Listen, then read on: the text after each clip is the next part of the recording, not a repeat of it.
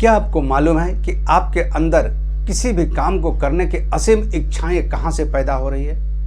क्या आप बता सकते हैं या जान सकते हैं कि आप उस कार्य को करने के लिए सही समय का निर्धारण कैसे करेंगे, जो आपके जीवन को बदलने का क्षमता रखता है? तो इन्हीं बातों को जानने के लिए चलिए शुरू करते हैं आज का वीडियो। जय हिंद मित्र, नमस्कार। नवो ज्योतिष में आपका बहुत बहुत स्वागत है। चलिए शुरू करते हैं आज की ज्योतिषीय यात्रा।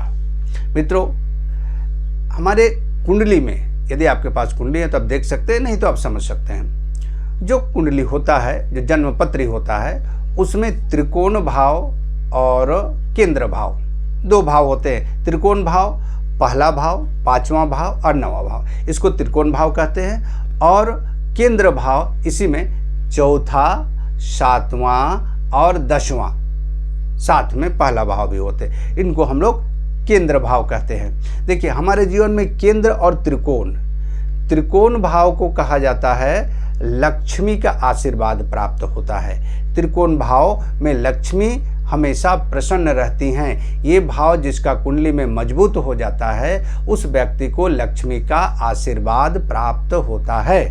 मित्रों, कुंडली के केंद्र भाव को कहा जाता है विष्णु भाव।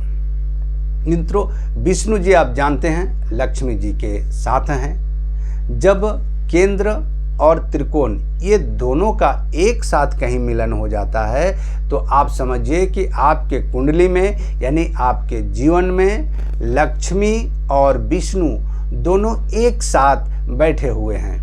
अब कहाँ बैठे हैं, इसको आपकी जन्मपत्री बताता है कि केंद्र में बैठे हैं या त्रिकोण में, दोनों मिलकर एक साथ बैठे हैं, लेकिन बैठे हैं। और यह बैठना एक विशेष योग को निर्धारण करता है।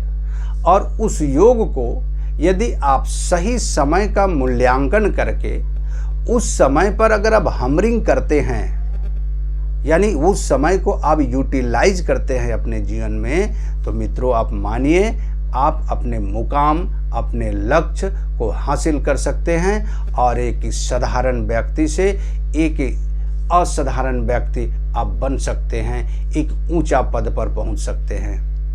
अब यह कई तरह से इसको देखा जाता है। त्रिकोण का स्वामी केंद्र का स्वामी के साथ किस भाव में बैठा हुआ है, चतुर्थ में है, सप्तम में है, दशम में है या लग्न में है।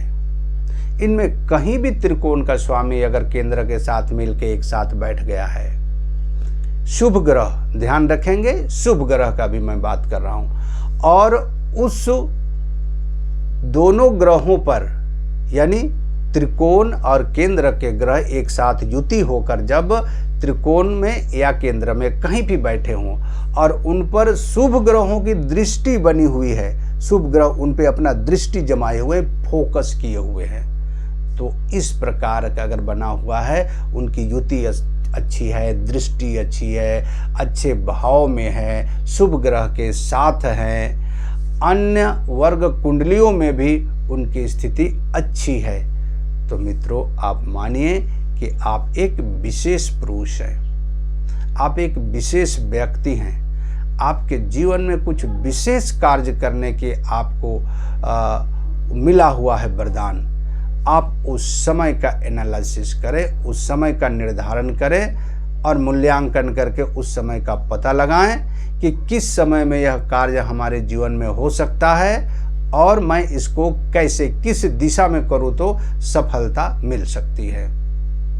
इसी तरह से त्रिकोण के भाव केंद्र के साथ या केंद्र के भाव त्रिकोण के साथ मिलकर, या तो केंद्र में बैठे या त्रिकोण में बैठे, ये राजयोग का निर्माण करता है। लेकिन राजयोग को मजबूत करने के लिए आपकी प्लानिंग अच्छी होनी चाहिए, आपके विचार शक्ति, आपके स्वास्थ्य अच्छी होनी चाहिए। इन बातों पर भी ध्यान देना जरूरी है।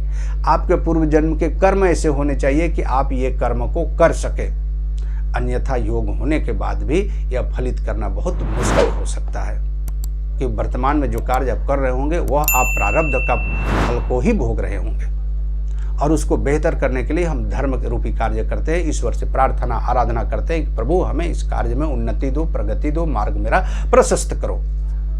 और हम आगे चलते ईश्वर से प्रार्थना करके आशीर्वाद प्राप्त करते हैं। ये हमारी पुरुषार्थ की बात होती है। आपको ये पुरुषार्थ करना पड़ेगा। यदि आप यह नहीं करते हैं तो आप अपने कार्य में सफल नहीं हो पाएंगे। फिर आप बोलेंगे कि सब कुछ ठीक था फिर भी कुछ नहीं हुआ।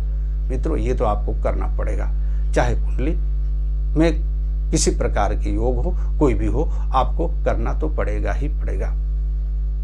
तो इस तरह से विष्णु और लक्ष्मी का मिलन आपके कुंडली में यदि केंद्र या त्रिकोण में कहीं भी हो तो आप धनाढ्य व्यक्ति बन सकते हैं।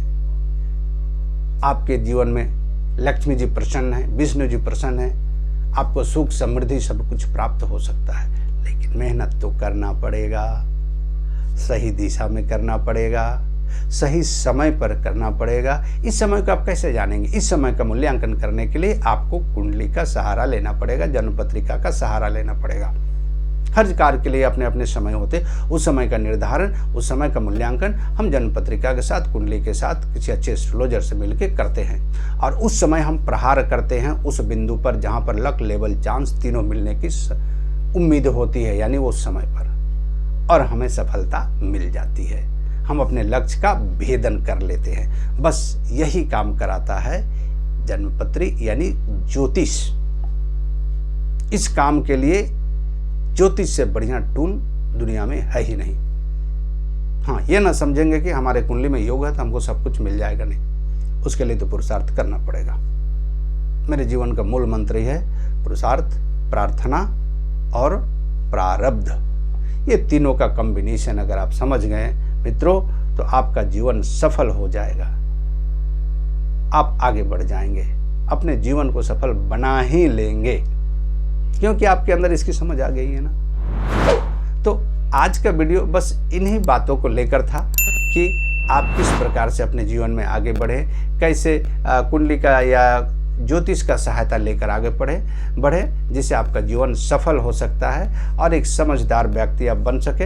अपने जीवन में अपने अध्यात्म उन्नति और आर्थिक उन्नति, एक मनुष्य का जो गुण होता है, उन सभी बातों को समझकर अपने जीवन को फलीभूत आप कैसे कर सकते हैं। आते हैं फिर एक नए समय में एक नए वीडियो के साथ। तब तक के लिए हरिओम।